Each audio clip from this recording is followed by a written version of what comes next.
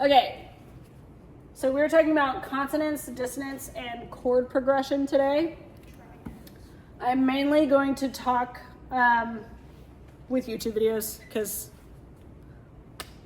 that's where I'm at in life. And use it if you want to write good. Okay, let me pull up the good guided notes so I know what's going on. I did type them, but you know. So it should be the consonance, dissonance, chord progression.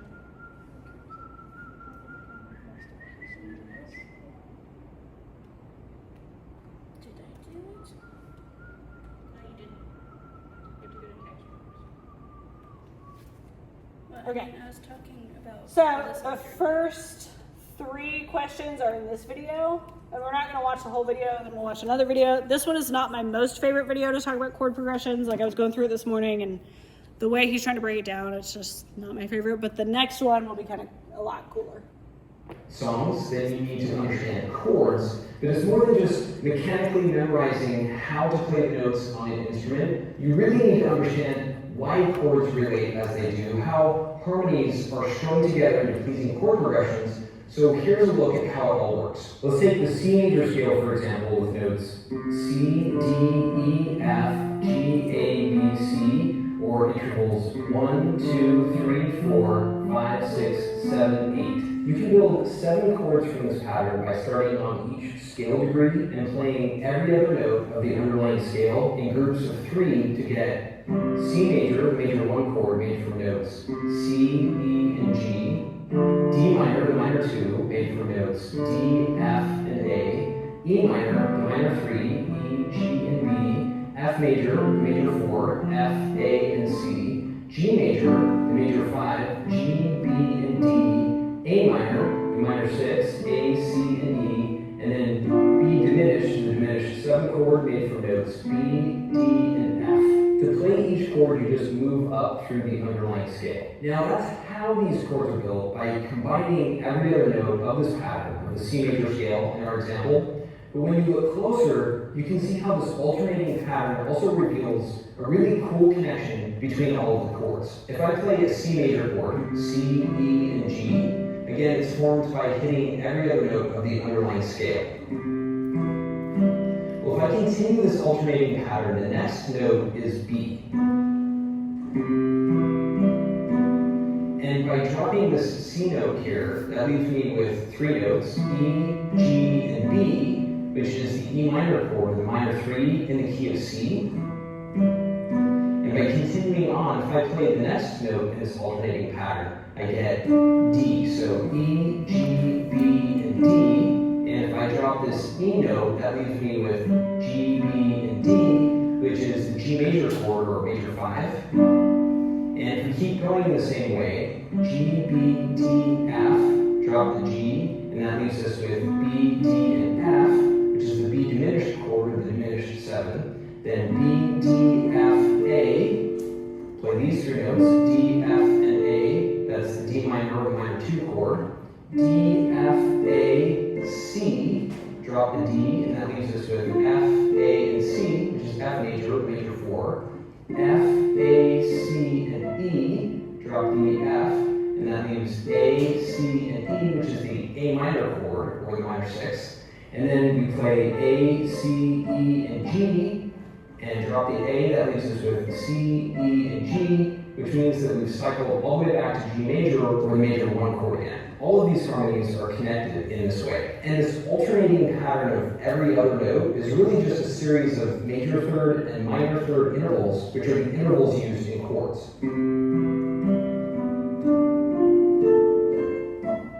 But you can see how this pattern also links all of the chords together. All of the chords in a key share special relationships with each other based on how they're formed and where they fall within this sequence. And an even more concise way to look at this pattern is to simply wrap it into a loop like this, since it eventually cycles through all of the notes, where these intervals are major thirds and these intervals are minor thirds, which is why we call this formation the circle of thirds. All of the chords are still here,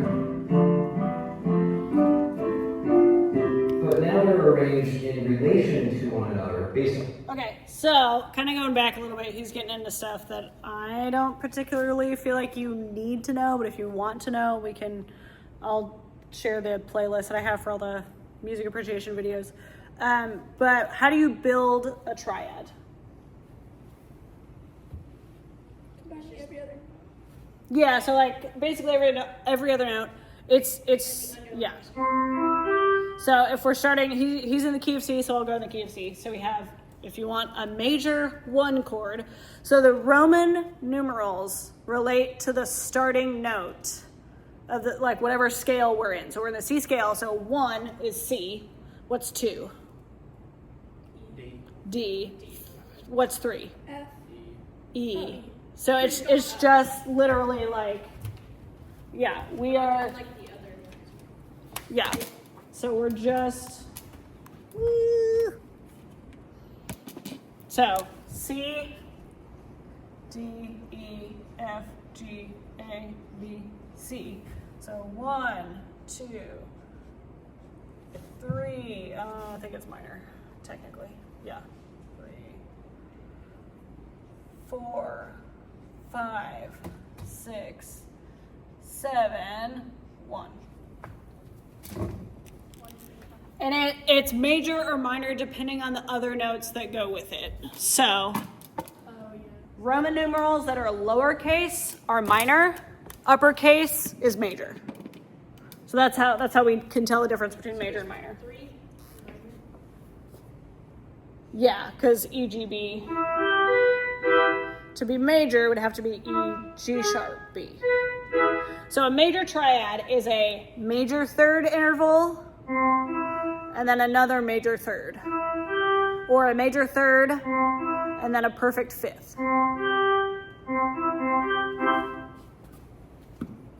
A minor triad is a minor third and then a perfect fifth.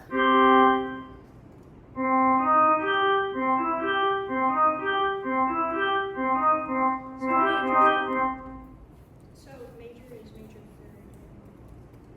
Yeah, major, it's a major third and then a perfect fifth from like, so C to E is a major third, C to G is a perfect fifth. Yeah.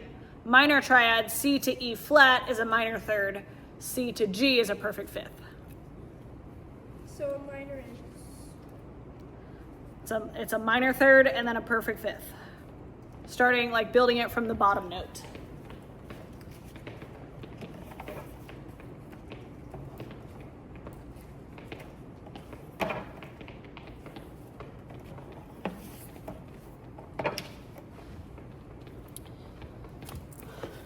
Okay, so moving on, we're going to talk about the axis chord progression. So this is really when we get into songwriting. Chord progressions are in every single song we do. The chord progression could be insane and make no sense, or it can be like what this guy's going to talk about. We're not going to watch all 20 minutes, but I really like this guy's videos. I think he explains things well. We're probably going to watch a lot of him. Yeah, the subtitles, like when you click closed caption for some reason, I don't know if it's because he has a British accent, but yeah, they like appear in Spanish, which is kind of weird. But yeah, any questions so far? I don't expect you to be experts on chord progression. I am not an expert on chord progressions. Like, I cannot listen to a piece of music and be like, oh yeah, that's the 1, 4, 5, 6, blah, blah, blah chord. Like, I know what they are. I can identify them. I just want you to have a basic understanding of like, oh, music is built on chord progressions. Like, even our band music, if you really like break everything down, we can find like the major minor chords that everything is played with. So he'll kind of talk about the axis chord progression, which is like the most famous, most used in pop music chord progression. Can we break them down? Yeah. Today we're going to take a look at 7 of the most common chord progressions that you'll find, particularly in pop music. We're going to have a look at how they sound, why they sound the way they do, and generally give you a good set of examples of songs that use this chord progression to make it easier to hear it in other examples. So let's start with probably the chord progression that you guys are thinking of right now, which is the famous 4 chords of pop music, sometimes called the axis progression, because it was famously made into a musical joke by the Axis of Awesome. My life is brilliant, my love is pure. I saw an angel, of that I'm sure. It's just two songs that sing along. Forever young, I want to be forever young. I won't hesitate no more, no. So just there, you've already heard a whole bunch of examples of songs using this progression, particularly in music. I would say from the 1980s onward, it became increasingly popular. So, if I were to play this chord progression in a C major key, we have 1, which is on C. And then we go to 4, which is what note? Yeah. And then we go to 6, which is A. And then we go to 4 again. Oh, sorry, I lied. So it's 1, 5, 6, 4. So we have.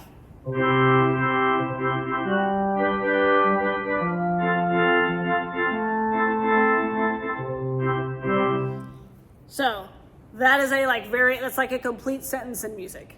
And that's like the most common sentence ever.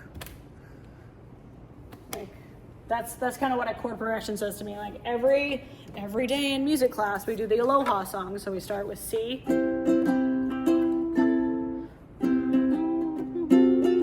Wait, no. How we say hello. Yeah, so I go 1, 6, 4, 5, 1. 1, 6, 4, 5, 1. There we go. For the bridge, it's 4, 1, 4, 1, 4, 1, 5, 1, 6, 4, 5, 1, 1, 6, 4, 5, 1. And that's just like, again, they call these, I believe, like when they say the Roman numerals, like in pop music terms, they call them Nashville numbers. And that's just a way for people to be like, my song uses this chord progression.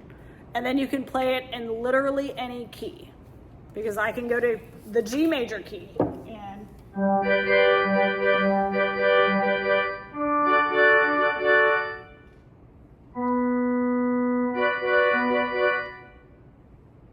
on. I picked the bad key. That's a bad example because I don't know my chords well enough. But like I see that chord progression and you can put it in literally any key that you want to. Like if you know your chords really well, then like the Nashville numbers, like that's a really popular way to learn chord progressions in music. Like guitar, I feel like jazz musicians are really good with like chord progression because for improvising, like you have to know the chord structure. So then your notes make sense. Does that all make sense?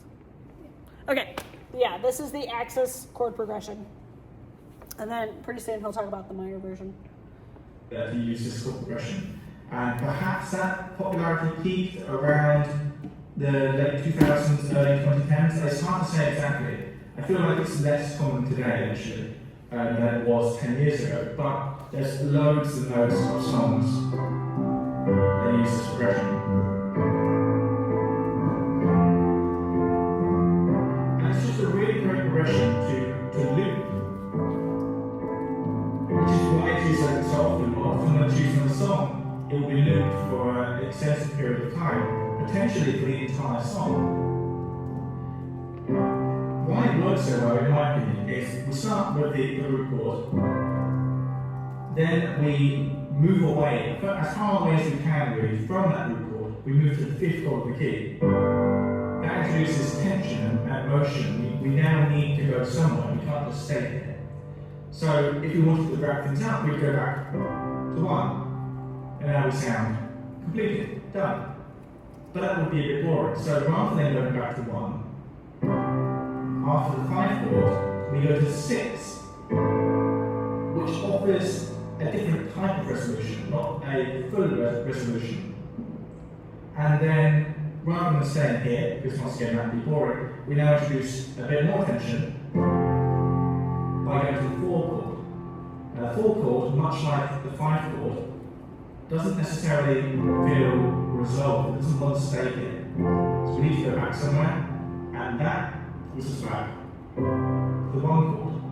When I find myself in times of trouble, Mother Mary comes to me. As I stand, I remember it all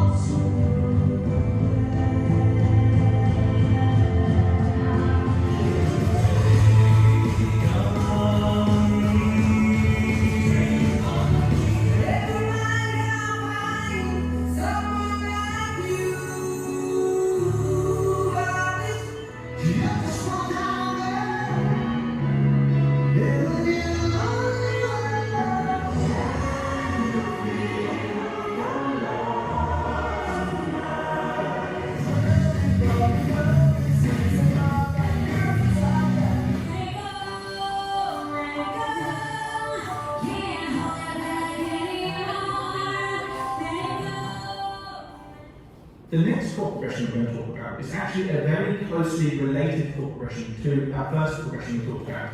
This is 6, 4, 1, 5. And why it's closely related is, as you may have noticed, it's actually the exact same chord progression as the first one, but starting with the 6th chord instead. It sort of becomes like a minor version, a minor key version of that famous 4 chord progression.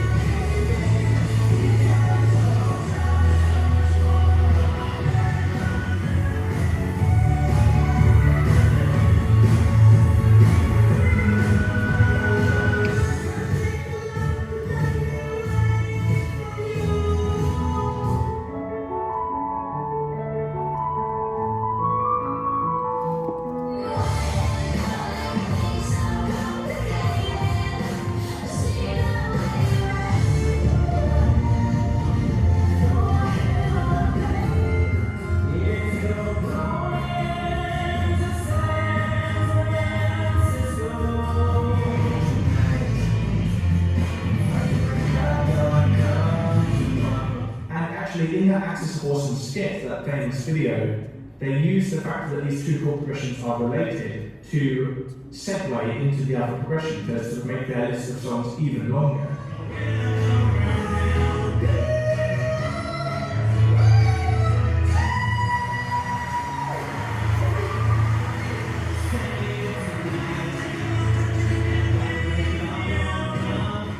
This chord progression sort of works for the same reasons that the other chord progression that we looked at works.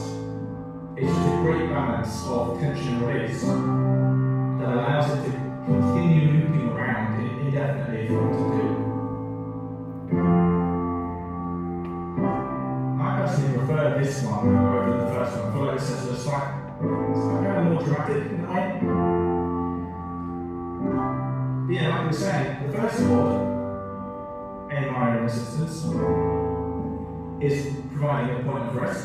The 4 chord introduces some tension. The 1 chord resolves that tension, but rather than remaining resolved, we then go to our most tense chord, the dominant chord, which forces the chord progression to continue.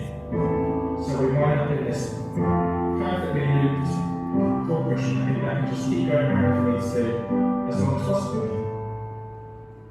The next chord progression actually has an established name. It's rare that chord progressions have a well-recognized name, really, but this one does. It's the Andalusian cadence. Now, the Andalusian cadence is a chord progression associated, what originally is, with flamenco music from Spain. So that's like, we could spend like the whole entire rest of the class talking about chord progressions. We're going to talk about consonants and dissonance. And like, what is consonant harmonies? What are those? Because we have talked about this briefly. The consonant is like one that feels put together. Dissonant is like, it doesn't have a resolution. Yeah, so consonant is typically like the pleasing, happier sounding harmonies. Dissonant is like the clashing, tense, minor kind of, so like.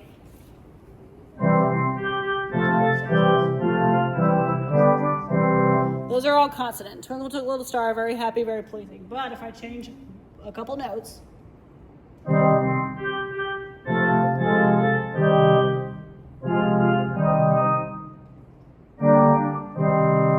becomes dissonant. So specifically, I want to talk kind of about like changing a song from consonant to dissonant. Like how does that alter the mood? Oh, does anyone have questions about chord progressions? What do they do in music? So he kind of talked about like what do chord progressions do? Don't think too hard. Like it's not a trick question, and it's not supposed to be complicated. Yeah, they give it harmony. They give it a structure. Like they give it a way to like progress the melody and the mood and the music along. Because if every song was Twinkle, twinkle, little star, how I wonder what you are. Like if every single song in the whole world did that, probably no one would like music because that's the most boring thing I've ever heard. Although the One Note Samba is a really good song. But the One Note Samba, I make that joke, but like that also has like chord progressions with it, which we'll listen to it.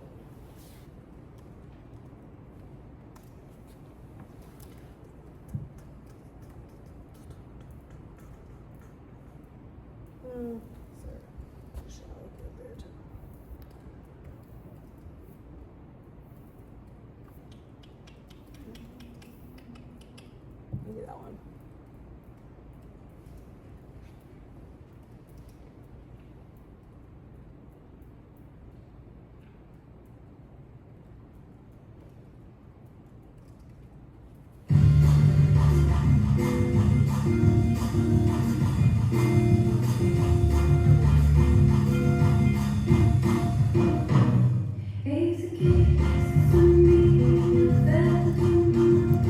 So like she's singing one note, but you hear the chords changing. She changed the note now.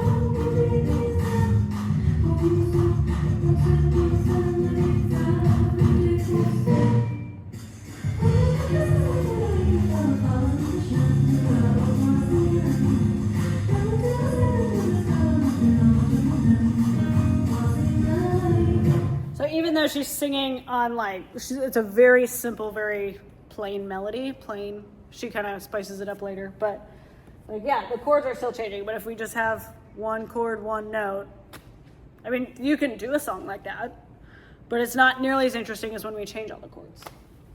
Okay. So we'll specifically talking about like changing major to minor and like how that like changes the mood and the feeling. And like question 7, that's kind of your interpretation. Like there are wrong answers because there's always a wrong answer to everything if we want to get technical, but this is more about like how you are interpreting This video is sponsored by Rip Next Door. Today we're going to be taking some songs that are in the major key and manipulating their notes so they're then in the minor key instead. For example, Traitor by Olivia Rodrigo is originally in the key of E flat major.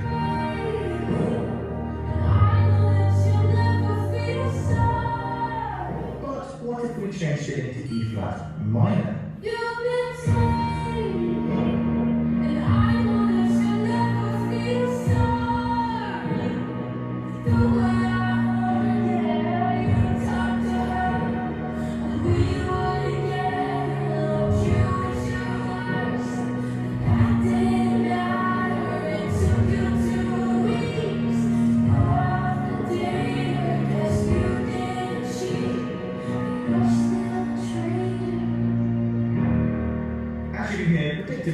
Things have got a lot darker. All I have to do to change Traitor from the major key to the minor key is every time I've got the third note of the key, I lowered it down a semitone from the major third down to the minor third, and same the 6th degree, I lowered it from the major 6th down to the minor 6th. Now sometimes when you switch from major to minor, you also have to pay attention to the 7th degree, because that can vary depending on which minor scale you're using. But with this particular song, the melody never actually goes to the 7th degree, so I didn't have to worry about it.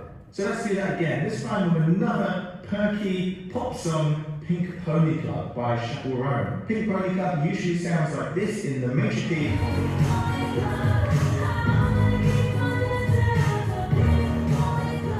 But when switched to the parallel minor key, it sounds like this. It's where I belong down at the Pink Pony Club.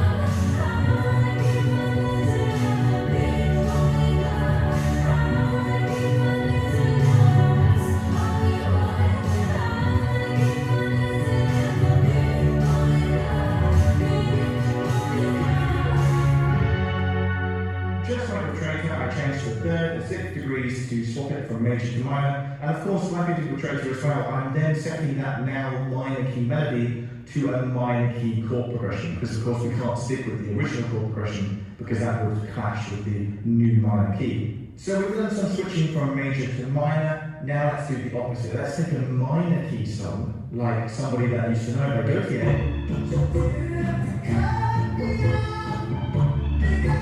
and swap it into the major key instead.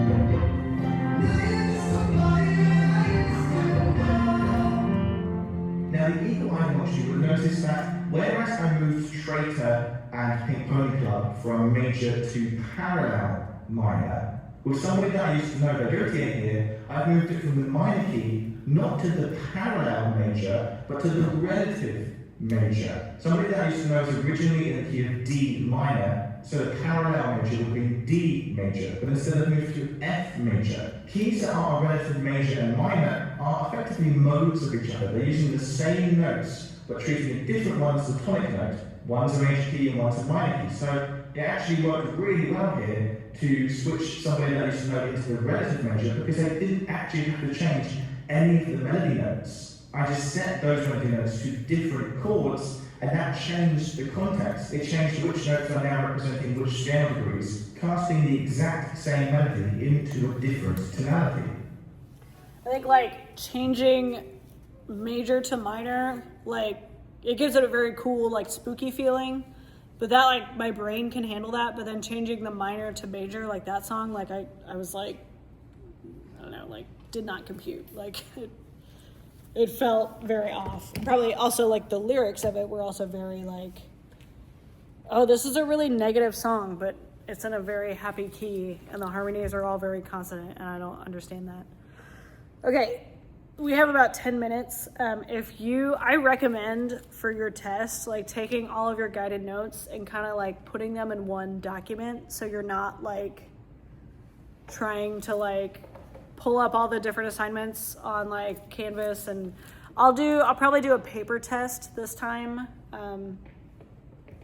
So yeah, if you have any questions about it, I'll kind of try to review a little bit this week just to like make sure we're not like totally lost on a subject and all that jazz. And we'll take that test next Monday.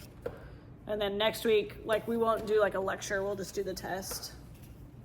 And then we'll start learning about instruments after Apple Festival. Okay, any questions?